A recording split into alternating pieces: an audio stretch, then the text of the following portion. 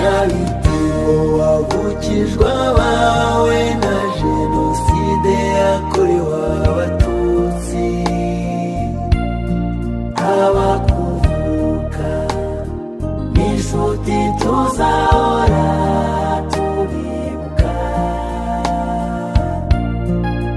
kubaho tukababeraho n'intego twiyemeje.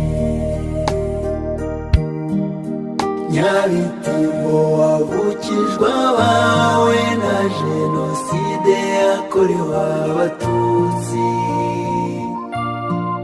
Abakuvuka n'inshuti tuza